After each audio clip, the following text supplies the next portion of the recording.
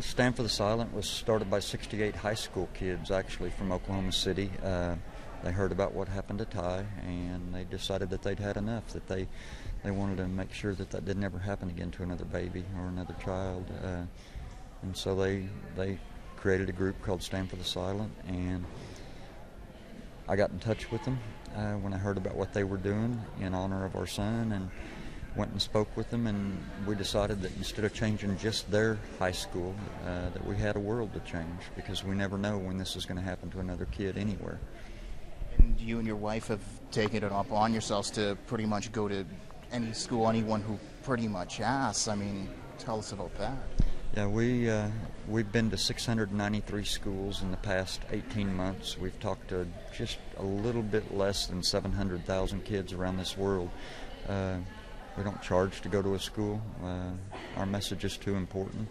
And so, I mean, we flew here from Saskatoon, where we went to a little town called Plenty, and talked to 90 kids.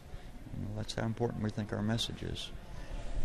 Well, let's backtrack a little bit and talk about your son, Ty. Just tell us a little bit about him. Ty was all boy. He loved to fish and hunt, and he was a good kid. He wasn't an angel, but he was our angel. He was a little guy, though. That put a target on him. He was real small for his age. At 11 in 6th grade, he was about the size of a 4th grader, and a lot of the bigger kids decided that he was fair game. So he was picked on a lot, mainly by one bigger kid. There was a group of them, but this one kid was the ringleader, and you know, one day Ty finally had enough. He fought back, and you know, it's always the second guy that gets caught. And he was suspended for it. His mama took him home, and she had to go back to work that day because they were short-handed. So she told him to do his homework and his chores, and told him that we'd talk about it when we got home that evening. Laura came home at 2:38 on May 13th, and she found out that Ty didn't do his homework. He instead had killed himself on our bedroom floor. So I can only imagine how difficult this is. I mean, every time, I mean, you have to relive this. I mean, obviously, you know, it's touching people. I mean, how do you do it, I suppose? How do I not do it? You know, right now in America we have some statistics. 1 out of every 4 of our kids will actually have a plan on how they will kill themselves before they graduate from high school. 25%. And I know those numbers are real because we get messages from these kids on Facebook and via email and text messages from them every day by the hundreds that literally say, I mean, I was in Kensington this morning talking to Kensington Intermediate Senior High there, 360 kids, and I had 8 of them come up to me afterwards and say, I'm that 1 in 4. I have a plan. I was going to kill myself. I knew exactly how I'd do that. And now I'm not. And if we can touch one heart, one life, save one baby from doing what our son did, then it's worth whatever we got to give. And obviously showing a few of the children here, I mean, maybe if you could just tell us a little bit about, I mean, obviously I guess they've had a common experience. They've all been victims of bullying. These kids in these chairs are 5 of our kids that we honor in our presentation. They've killed themselves because of being bullied, and they're from all over the world. This doesn't just happen in Oklahoma, America.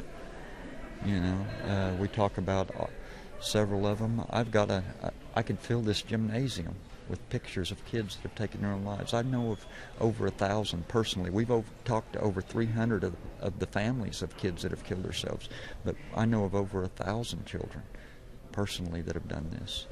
And you know, I've done some research. I found out that there are over 55,000 children in this world in the last 7 years that have taken their own lives because of being bullied. That's more than we lost American soldiers in the Vietnam War.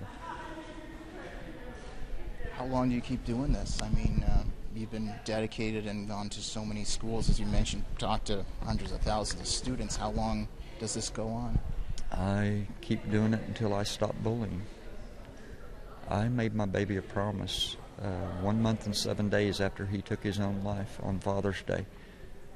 I promised my kid that I was going to stop bullying in this world.